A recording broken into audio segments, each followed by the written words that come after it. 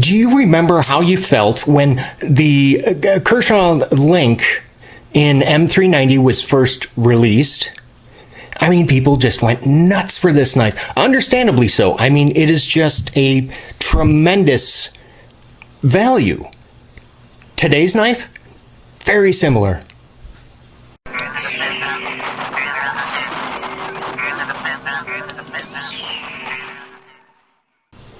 All of the specs that you're currently looking at are measurements that I personally took myself. So for those of you interested, good spot to pause and read. This is the Massdrop distributed, we manufactured Ferrum Forge Crux. And as usual, we'll get into what I like about this and some of the potential deal breakers. First, let's take care of them size comparisons. Let's start this out with the Spyderco Paramilitary 2. And how about my custom Manix 2? Benchmade bug out.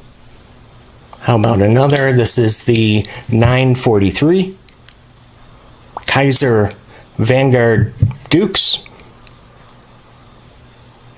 Cold Steel American Lawman. Zero Tolerance ZT 0808. The Kershaw Link. And we'll finish this section up with the WE Crux.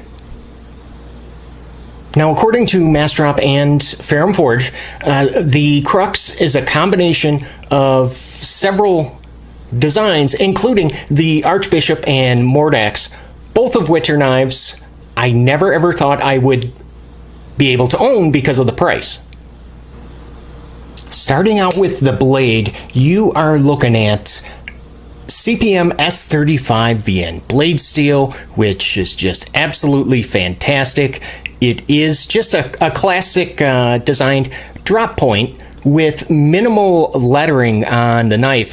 In fact, there is none on the show side and just a little bit on the lock side. The forward choil, I would say that that's a pretty generous size, wouldn't you? Now, unfortunately, that does reduce the amount of sharpened edge to about 3.125 inches, so that's still not bad. 4mm thick blade, I love it, and with a profile width at 1.07 inches. Now, this is flipper deployment only, and now that happens to be the only area of the knife that features any kind of jimping. And because of the location of it, you can really see that the Crux is meant to be deployed with the push button method. I mean, the light switch still, well, sort of works, but push button here, by far the best. And the action is pretty good from the ball bearing pivot and the very strong detent. I mean, there is no way that you're going to be able to shake this blade loose. The closing action, not as good as the deployment. Yeah, it requires quite a bit of shaking to get it to drop closed. You can do that, you know, that thumbnail closure where you let the flipper hit your thumbnail and then you know, give it a bit of shaking, but it will close. Once deployed, it looks like that frame is locking up at about 30% and centering, oh yeah, just about perfect. Now, as a lefty, how much pressure the lock bar can tolerate during deployment is very, very important to me, and I'm happy to say it does tolerate a little lock bar pressure. Now, if we look at the handle, and you can see that I can fit all 4 of my fingers on these titanium scales that are 4.2 inches in length. The grip is very, very comfortable. I mean, there's no sharp edges anywhere. And check out that bronze finish. Now, if you look at on Massdrop's website, the picture of the bronze finish does not look nearly as weathered as it does right here.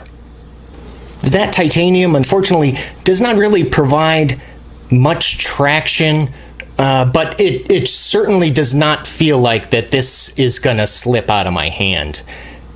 There is, if you look closely, a lock bar insert and over travel stop. Now, in case you have not noticed, this is not the pocket clip that comes standard on the Crux. What you will actually receive is this milled titanium pocket clip. Now, I swapped it out because it just was not deep enough of a carry for me. But the pocket clip is going to be just tip up only for righties, and yes sir, look at that, we got lefty love for lefties as well. The Crux is pretty darn good in the pocket with a closed width, so a cross of 1.16 inches, and a handle thickness that is under that half-inch threshold at 0.49. Now, before this goes on the scale, I just want to go ahead and show you that it is, well, it's a partially open construction with a titanium backspacer that also serves as the lanyard hole as well. And if you look on the inside, there has been no effort to reduce the weight with any kind of skeletonization or milling. Let's see how that affects our knife. Okay, 4.3 ounces, which is going to be roughly the equivalent of 1, 2, 3, 4, 5. It looks like about 5 AA batteries, or 1 ZT0808. Oh, hey, if you like what I'm doing here, consider subscribing and please leave a thumbs up. Potential deal breaker number 1, the jimping, well, I should say, or the lack thereof. Yeah, it only appears on that flipper tab. I would have liked to have seen it maybe a little bit on the spine of the blade or on the spine of the handle. That would have been very nice. The action, I thought, would be a little bit better. Next potential deal breaker being that pocket clip that comes standard, which we did talk about just for a little bit, but yeah, not a fan of the milled, titanium milled pocket clip. It looks great. And the last potential deal breaker is, well, regarding its availability. Now, this can only be purchased on Massdrop, you know, when it's available. Now, if you find the Crux to be just a little bit too big for your liking, that is okay, because Massdrop WE and Ferrum Forge also had offered the Gent. Now, I have previously reviewed this knife, so at the end of the video, if you look up to the corner, click on the icon and you can watch my full review of the Ferrum Forge Gent. And at $125, the value is just through the roof on the Crux. I mean, even this is the Juggernaut design of the same knife. Now, this is a little more expensive at $150. This is an excellent way to get your hands on a Ferrum Forge design.